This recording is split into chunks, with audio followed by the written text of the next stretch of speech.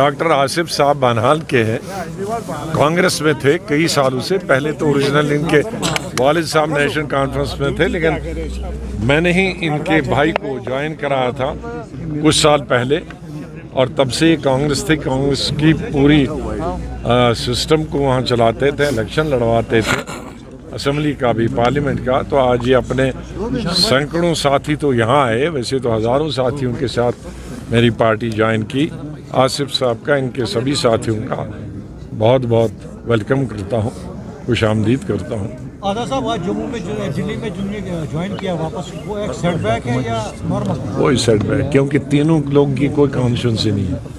I wish them well, मैं उनके खिलाफ कुछ नहीं, हमारे बहुत पुराने साथी रहे। लेकिन इस चीज़ का भी मुझे बहुत अफसोस है कि पिछले जब डिलिमिटेशन कमेटी हुई उसमें इन तीनों लीडरों की कॉन्स्टिट्यूंसियाँ चली गई। रिजर्व, किसी की रिजर्व हुई, किसी की डी रिजर्व हुई।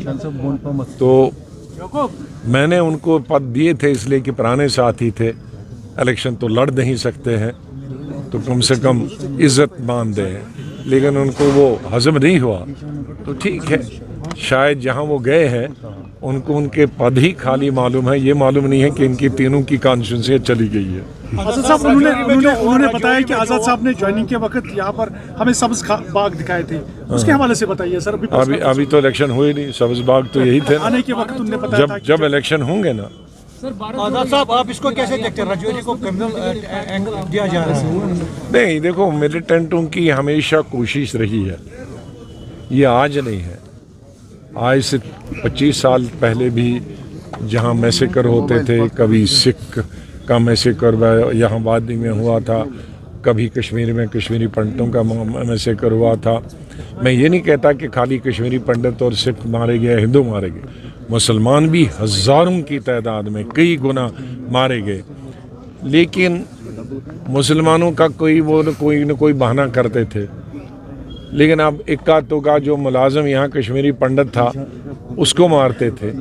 तो वो एक हमेशा पाकिस्तान की पॉलिसी रही है, वो बहुत ही अफसोस है, और उससे यहाँ के मुसलमानों को बहुत नुकसान होता है। शायद मारने वालों को ये इल्म नहीं है कि किसी भी हमारे गैर मुस्लिम को मारने से सबसे ज़्यादा नुकसान कश्मीर के मुसलमानों को होता है। हमारे लाखों बच्चे और बच्चियां कश्मीर की अभी हिंदुस्तान के दूसरे सूबों में पढ़ती हैं, तो उनके साथ फिर उसका असर पड़ता है।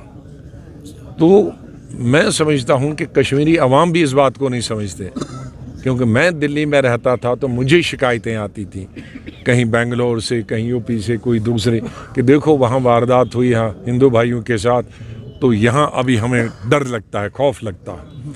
लिहाजा इस बात का हमें एहसास होना चाहिए कि कभी अगर एक हिंदू को मारा जाता है तो लाखों हमारे लड़के लड़कियाँ जो कश्मीर के हिंदुस्तान में पढ़ते हैं, उनके लिए हम आफत तैयार करते हैं। सर, भारत जोड़ो यात्रा कश्मीर आ रही है, आपको लगता है कुछ इम्पैक्ट होगा? अब वो जाने, जो यात्रा कर रहे हैं वो जाने, और हम पक जानेंगे इलेक्शन के वक्त।